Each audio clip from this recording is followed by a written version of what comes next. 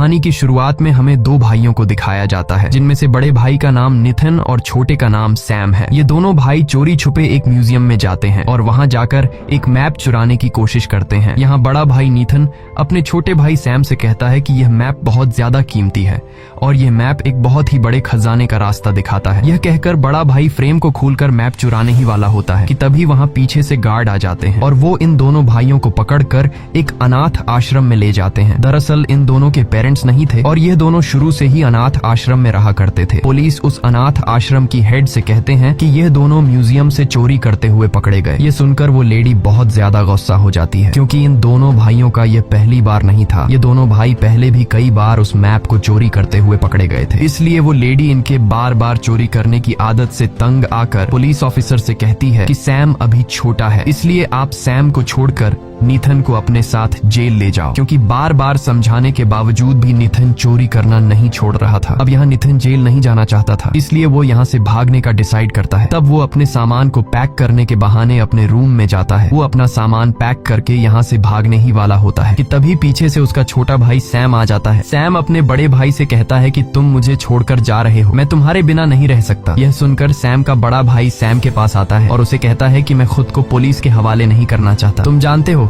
हम दोनों एक पायरेट फैमिली से बिलोंग करते हैं, इसलिए मुझे वो खजाना हर हाल में ढूंढना होगा। जाने से पहले सैम का बड़ा भाई सैम को एक लेटर और एक लाइटर देता है और कहता है कि मैं वापस जरूर आऊंगा। अब सैम अपने बड़े भाई के जाने के बाद जब वो लेटर खोलता है तो वो देखता है कि लेटर पूरा खाली है, उसमें कुछ भी नहीं लिखा होता। लेकिन जब सैम उस लाइटर को पेपर के नीचे जलाता है तब उस लेटर में लिखाई नजर आने लगती है। उस लेटर में ये लिखा था कि याद रखना हम लोग पायरेट्स यानी समुद्री लुटेरों की फैमिली से बिलोंग करते हैं। इसके बाद सीन शिफ्ट होता है और हमें 15 साल बाद का सीन दिखाया जाता है, जहां हम सैम को देखते हैं जो अब जवान हो चुका है और वो एक बार में काम करता है। लेकिन सैम उदास रहता है, क्योंकि आज से ठीक 15 साल पहले उसका बड़ा भाई जो सैम को अकेला छोड़कर चला गया था वो अब तक लौटकर वापस नहीं आया और सैम अब भी अपने बड़े भाई की तलाश में है। इसी वक्त सैम के पास एक खूबसूरत लड़की आती है, जिसे देखकर सैम उसका दीवाना हो जाता है और सैम अपने स्किल्स का इस्तेमाल करते हुए उसके सामने एक जाम पेश करता है। और जब वो लड़की सिगरेट जलाती है तो उसके पास लाइटर नहीं होता। तब वो सैम से उसकी सिगरेट जलाने को कहती है और यहाँ सैम उस लड़की की सिगरेट जलाते वक्त काफी बारीकी से उस लड़की के हाथ से ब्रेसलेट चुरा लेता है, जिसे देखकर हमें पता चलता है कि सैम अब भी अपनी खानदानी आदत चोरी करना नहीं छोड़ा है। और तभी सैम के पास विक्टर नाम का एक आदमी आता है। वो आदमी सैम से कहता है कि मुझे तुम्हारा लाइटर पसंद आया और मैं इस लाइटर को किसी भी कीमत पर खरीदना चाहता हूँ। लेकिन यहाँ सैम इस लाइटर को बेचने से साफ साफ इनकार कर देता है, क्योंकि वो लाइटर उसे उसके बड़े भाई नितिन ने दिया था। इसके बाद विक्टर नाम का वो आदमी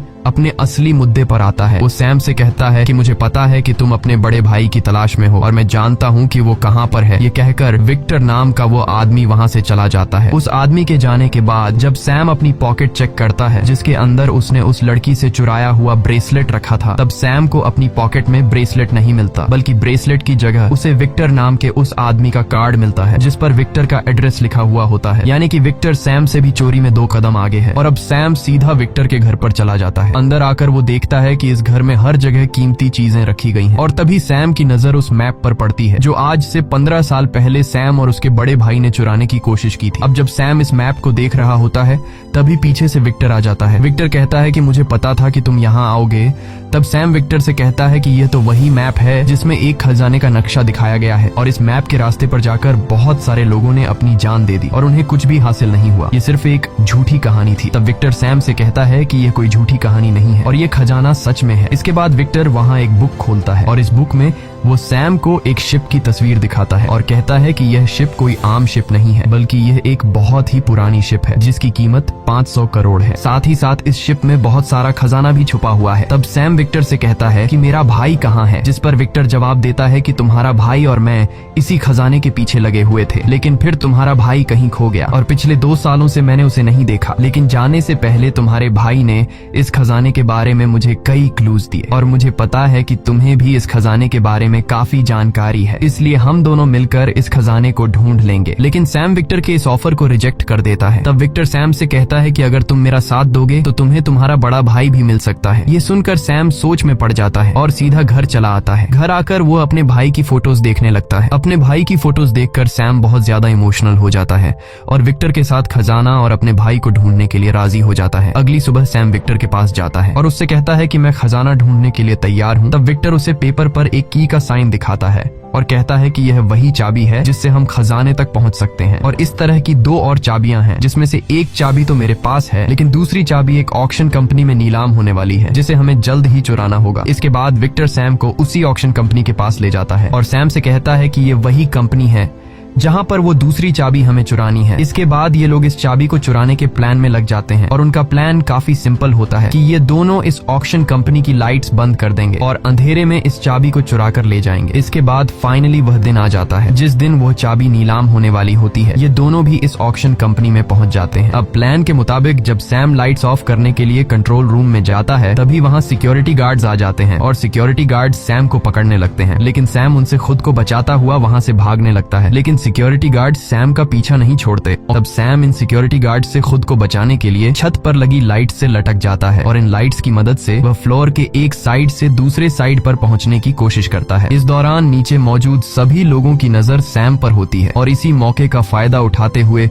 विक्टर गार्ड के कपड़े पहनकर चुपचाप वहाँ से चाबी चुरा लेता है। लेकिन जैसे ही विक्टर वहाँ से निकलने वाला होता है, तभी वहाँ एक लड़की आती है जिसका नाम लेला है और वो विक्टर के गले पर चाकू रखकर कहती है कि यह चाबी मुझे दे दो। तभी वहाँ कुछ गार्ड्स आ जाते हैं। गार्ड्स देखते हैं कि उस लड़की ने एक गार्ड के गले पर चाकू रखा है, क्योंकि विक्टर ने गार्ड का सूट पहना हुआ होता है। तब गार्ड्स विक्टर को अपना साथी समझकर उस लड़की को पकड़ लेते हैं और विक्टर आसानी से वहाँ से निकल जाता है। बाहर उसे सैम भी मिल जाता है। तब ये दोनों एक कार में बैठकर वहाँ से निकल जाते हैं और इसके बाद ये दोनों सीधे पहुँचते हैं बार्सिलोना। वहाँ उनकी मुलाकात फ्रेजर नाम की एक लड़की से होती है। फ्रेजर विक्टर को पहले से ही जानती होती है। यहाँ फ्रेजर और विक्टर के बीच ढेर सारी बातें होती हैं और उनकी बातों से सैम को पता चलता है कि वो दूसरी चाबी विक्टर के पास नहीं बल्कि फ्रेजर के पास है। तब विक्टर फ्रेजर से कहता है कि वह दूसरी चाबी हमें दे दो, हम तीनों मिलकर खजाना ढूंढ लेंगे और पार्टनर बन जाएंगे। लेकिन फ्रेजर इनका पार्टनर बनने से इनकार कर देती है और वहाँ से जाने लगती है। तभी इन दोनों को शक होता है कि फ्रेजर ने खजाना चुराने का इतना बड़ा मौका कैसे रिजेक्ट कर दिया। और जब सैम अपना बैग चेक करता है, तब उसे पता चलता है कि फ्रेजर उनकी भी चाबी चुरा कर ले गई है। इसके बाद सैम बिना सोचे समझे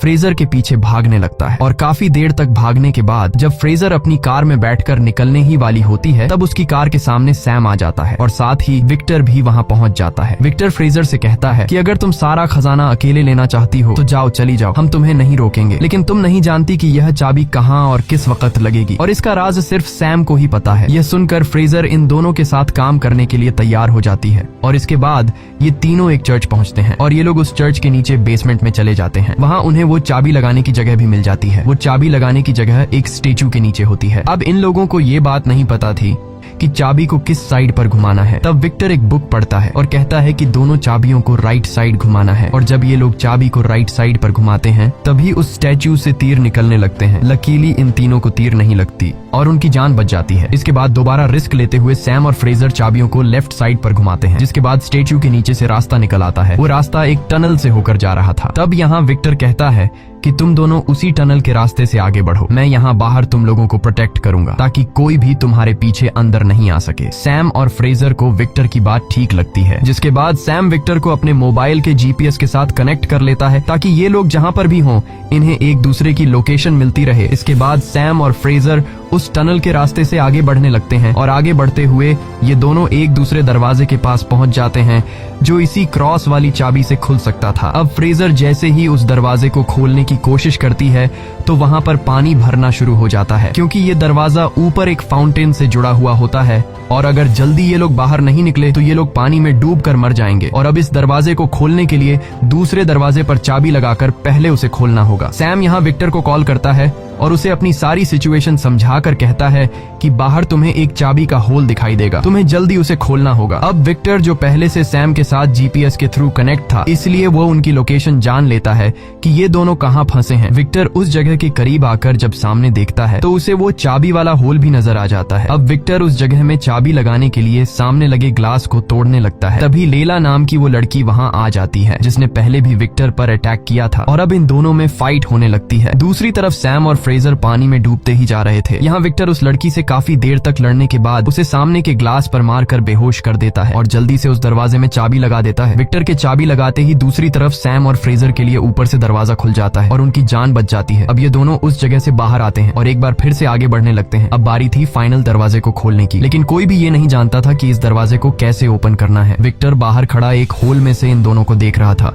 यहाँ सैम चाबी को उस होल में ट्राई करता है, पर वो चाबी उस होल में फिट नहीं हो रही थी। और तभी सैम दीवार पर बने चाबी के सिंबल को देख लेता है, जिसे देखकर सैम समझ जाता है कि इस दरवाजे को खोलने के लिए एक दूसरी चाबी की जरूरत पड़ेगी। तब सैम फ्रेजर से कहता है कि जाओ और विक्टर से दूसरी चाबी लेकर आओ, लेकिन विक्टर इन पर भरोसा नहीं करता और दूसरी चाबी देने से इनकार कर देता है। लेकिन इस दरवाजे को खोलने के लिए कोई दूसरा रास्ता था ही नहीं, इसलिए विक्टर इनको चाबी दे देता है। अब सैम जब इन दोनों चाबियों को मर्ज करता है तो वही सिंबल बन जाता है जो सामने की दीवार पर बना था। अब सैम दोनों चाबियों की मदद से उस दरवाजे को खोल देता है और जब ये दोनों उस दरवाजे के अंदर एंटर होते हैं तो उन्हें अंदर 4 बड़ी बड़ी सराइयां दिखाई देती हैं। दूसरी तरफ विक्टर सैम से बार बार पूछ रहा था कि खजाना मिला या नहीं। उन्हें लग रहा था कि खजाना इन सराइयों में है। अब सैम फ्रेजर को अपने कंधे पर उठाता है, ये देखने के लिए कि आखिर इन सराइयों में क्या है। फ्रेजर जब एक सराय का ढक्कन हटाकर देखती है तो उसमें नमक भरा हुआ होता है। इसका मतलब ये था कि यहाँ पर कोई भी खजाना नहीं था। ये देखकर ये लोग बहुत ज्यादा उदास हो जाते हैं और तभी वो चारों सराइयां अचानक से टूट जाती हैं, जिसके अंदर से एक नक्शा निकलता है और यही उस खजाने तक जाने का असली नक्शा था। अब जब सैम उस नक्शे को देख रहा था तभी फ्रेजर उस पर गन पॉइंट कर देती है और उससे वो नक्शा ले लेती है। सैम उससे कहता है कि तुम ऐसा नहीं कर सकती, तुम तो हमारी टीम में थी। जिस पर फ्रेजर कहती है कि मुझे तुमसे कोई प्रॉब्लम नहीं है, लेकिन तुम्हारे साथ जो बंदा है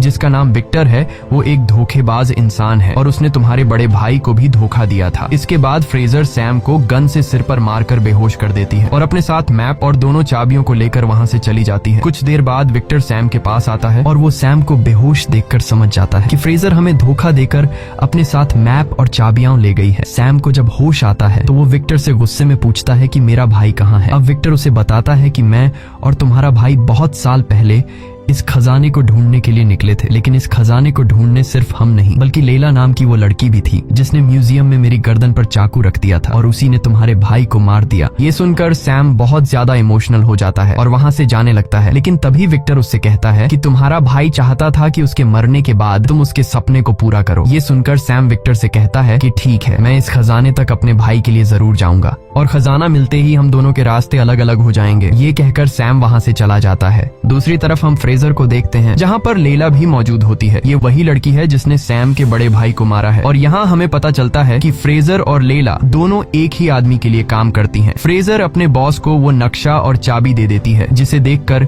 फ्रेजर का बॉस फ्रेजर से बहुत खुश हो जाता है और वो लैला से कहता है कि आज के बाद तुम फ्रेजर के अंडर काम करोगी क्योंकि तुम नक्शा लाने में कामयाब नहीं हो सकी और ये काम फ्रेजर ने पूरा करके दिखाया। ये सुनकर लैला को बहुत गुस्सा आ जाता है। इसके बाद उनका बॉस अपनी पूरी टीम को लेकर खजाने की तलाश में एक प्लेन में बैठकर निकल जाता है और वो अपने साथ जरूरत का सारा सामान भी ले लेते हैं। यहाँ उनका बॉस काफी खुश था क्योंकि उसके हाथ बहुत बड़ा खजाना लगने वाला था, लेकिन उसे पता नहीं था कि उसकी खुशी कुछ ही देर की मेहमान है। लैला बहुत ज्यादा अपसेट थी क्योंकि वो पिछले कई सालों से अपने बॉस के लिए काम कर रही थी, लेकिन अब वो फ्रेजर के अंडर काम नहीं करना चाहती थी। और तभी लैला अचानक पीछे से आकर अपने बॉस का गला काट देती है। अपने बॉस को मरा हुआ देखकर फ्रेजर समझ जाती है कि लैला अब उसे भी नहीं छोड़ेगी, इसलिए वो अपनी जान बचाने के लिए प्लेन में जो कार थी उसमें छुप जाती है। लैला अपने आदमियों से कहती है कि जाओ और फ्रेजर को ढूंढो और उसे मार डालो। और तभी हम सैम और विक्टर को देखते हैं जो उसी रेड कार की डिक्की में छुपकर प्लेन में आ गए थे। अब जब वो सभी लोग फ्रेजर को ढूंढ रहे थे, इसी मौके का फायदा उठाकर सैम और विक्टर चुपके से जाकर मैप चुरा लेते हैं। कुछ देर बाद लैला फ्रेजर को देख लेती है, जिसके बाद इन दोनों के बीच फायरिंग स्टार्ट हो जाती है। जब वो लोग एक दूसरे पर फायरिंग करने में बिजी होते हैं तभी यहाँ विक्टर सैम से कहता है कि हमें मैप मिल चुका है, इसलिए हमें जल्दी से पैराशूट लेकर यहाँ से जाना होगा। अब विक्टर तो पैराशूट लेकर वहाँ से जंप कर देता है, लेकिन सैम यहाँ से नहीं कूदता क्योंकि लैला ने उसके भाई को मारा था और आज सैम अपने भाई का बदला लेना चाहता था। वो लैला से कहता है कि तुमने मेरे भाई को क्यों मारा है। लैला उसे कोई जवाब नहीं देती और अपने आदमियों को उसे मार डालने के लिए कहती है। अब जब लैला के आदमी सैम को मारने के लिए आगे बढ़ते हैं तभी सैम वहाँ पर सारा सामान जो एक दूसरे के साथ अटैच था उसे खोल देता है, जिससे प्लेन का सारा सामान बाहर गिरने लगता है। अब सैम भी पैराशूट लेकर वहाँ से कूदना चाहता था, लेकिन तभी उसका एक पैर रस्सी में फंस जाता है, जिससे वो सामान के साथ ही बाहर हवा में उड़ने लगता है। लेकिन वो जैसे तैसे करके एक बार फिर से प्लेन में आ जाता है। पर तभी फ्रेजर जिस कार में छुपी हुई थी वो उसी कार को लेकर हवा में जंप करने वाली थी और तभी उसके सामने सैम आ जाता है, जिससे वो टक्कर मारकर उसे प्लेन से गिरा देती है। अब जब वो दोनों नीचे गिर रहे थे तभी फ्रेजर सैम से कहती है कि जल्दी से पैराशूट खोलो, लेकिन यहाँ पर तो सैम ने कोई पैराशूट लिया ही नहीं था, इसलिए वो दोनों एक कार्गो की तरफ जंप मारते हैं और जैसे तैसे करके उस कार्गो को पकड़ लेते हैं, जिसके बाद सैम उस कार्गो का पैराशूट खोल देता है और वो दोनों कार्गो के साथ सीधे नीचे समुद्र के पानी में जा गिरते हैं। जिसके बाद वो दोनों समुद्र के किनारे पर पहुंच जाते हैं। वहां पहुंचने के बाद वो दोनों एक होटल में रुकते हैं और रात को वो दोनों मैप को समझने की कोशिश करते हैं, लेकिन यहाँ पर फ्रेजर को तो कुछ भी समझ नहीं आता, इसलिए वो आराम से जाकर सो जाती है। लेकिन सैम यहाँ पर पूरी रात मेहनत करता है और वो उन चाबियों का इस्तेमाल करके खजाने का लोकेशन जान लेता है। इसके बाद सैम उस खजाने की लोकेशन एक नोट पर लिख देता है और जाकर सो जाता है। जब सुबह फ्रेजर उठती है तो वो देखती है कि सैम ने मैप को समझकर खजाने की लोकेशन निकाल ली है और वो यहाँ पर दोबारा चालाकी दिखाते हुए वो उस लोकेशन वाले पेपर को लेकर खजाने की तरफ निकल जाती है। अब सैम जब नींद से जागता है तो वह देखता है कि पूरी रात मेहनत करके उसने जो खजाने की लोकेशन निकाली थी वो लोकेशन फ्रेजर अपने साथ ले जा चुकी है। लेकिन यहाँ सैम उदास होने के बजाय उल्टा हंसने लगता है। दरअसल सैम ने उस नोट पर गलत लोकेशन मेंशन की थी, क्योंकि उसे पता था कि फ्रेजर उसे धोखा देगी और जो असली लोकेशन थी वो सैम ने एक बॉटल में छुपा रखी थी। इसके बाद सैम एक बोट में उस लोकेशन पर पहुंच जाता है, लेकिन वहीं लैला भी सैम पर नजर रखे हुए थी। सैम बोट से उतरकर फाइनली उस जगह पर पहुंच जाता है जहां पर दो बड़े शिप्स और वो खजाना था जिसे ढूंढते ढूंढते न जाने कितने लोगों ने अपनी जान गंवाई थी। सैम उस शिप पर चढ़ जाता है जहां उसे ढेर सारे सोने से भरे हुए ड्रम्स मिलते हैं। ये देखकर सैम बहुत ज्यादा खुश हो जाता है, लेकिन तभी पीछे से उसे विक्टर की आवाज आती है। सैम उससे पूछता है कि तुम यहाँ पर कैसे आए? तब विक्टर उसे जवाब देता है कि क्या तुम भूल गए? तुम ही ने तो मुझे अपने जीपीएस से कनेक्ट किया था। इसके बाद वो दोनों वहाँ मौजूद सोने को एक बैग में भरने लगते हैं और तभी वहाँ लैला भी अपने लोगों के साथ पहुंच जाती है। इन लोगों को देखकर सैम और विक्टर दोनों शिप में छुप जाते हैं। लैला जब शिप पर इतना सारा सोना देखती है तो उसकी आंखें खुली की खुली रह जाती हैं। अब अगर वो चाहती तो वो अपने साथ सारा का सारा सोना ले जा सकती थी, लेकिन उसके मन में लालच जाग जाती है। वो अपनी पूरी टीम को बुलाती है और वो इन दोनों शिप्स को प्लेन के जरिए वहां से ले जाने वाली थी, क्योंकि वो ये जानती थी कि खजाने के साथ साथ इन शिप्स की कीमत भी करोड़ों में है। इसलिए लैला हेलीकॉप्टर से दोनों शिप्स को उठा लेती है। अब विक्टर और सैम भी जिस शिप में छुपे हुए थे वहां से बाहर आ जाते हैं और वो दोनों उन शिप्स को लैला से छीनने के काम में लग जाते हैं। ये दोनों शिप पर मौजूद लैला के गार्ड से लड़ने लगते हैं। यहाँ पर सैम भी एक गार्ड को खूब मार रहा था और वो दोनों गार्ड्स को उठाकर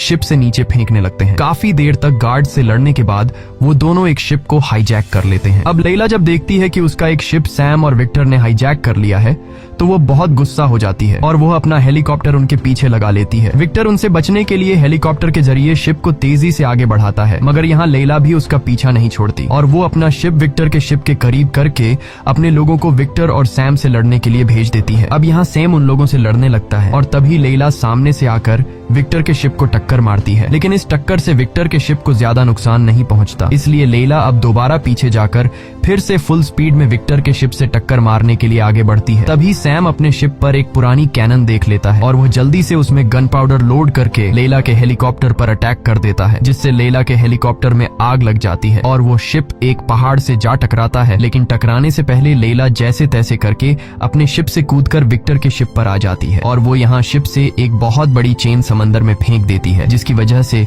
शिप और हेलीकॉप्टर आगे नहीं बढ़ पाते और अब सैम और लैला के बीच फाइट शुरू हो जाती है। सैम लैला के सामने कमजोर पड़ रहा था, इसलिए सैम खुद को बचाते हुए रस्सी के जरिए ऊपर विक्टर के पास हेलीकॉप्टर में चढ़ने लगता है, लेकिन यहाँ लैला भी उसके पीछे आने लगती है। लैला बहुत ज्यादा गुस्से में थी और वो सैम के करीब आकर उसे मारने ही वाली थी कि तभी यहाँ विक्टर अपना सोने से भरा हुआ बैग सैक्रिफाइस करके सीधे लैला पर दे मारता है, जिससे सोने का बैग और लैला दोनों नीचे पानी में गिर जाते हैं। उन्हें लग रहा था कि लैला मर चुकी है, लेकिन ऐसा बिल्कुल भी नहीं था। लैला अब भी जिंदा थी, लेकिन तभी वो शिप जो हेलीकॉप्टर से लटकी हुई थी उसकी रस्सी भी टूट जाती है और वो सीधा नीचे जाकर पानी में लैला को कुचल देती है, जिससे फाइनली लैला की मौत हो जाती है। अब विक्टर यहाँ जैसे तैसे करके सैम को ऊपर हेलीकॉप्टर में खींच लेता है। अब वो दोनों ऊपर हेलीकॉप्टर से देखते हैं कि वो शिप जिसे पिछले कई महीनों से वो दोनों ढूंढ रहे थे वो उनकी आंखों के सामने पानी में डूब रहा है और वो लोग कुछ भी नहीं कर पाते। कुछ देर बाद वहाँ पुलिस आ जाती है और वो दोनों समझ जाते हैं कि वो सारा सोना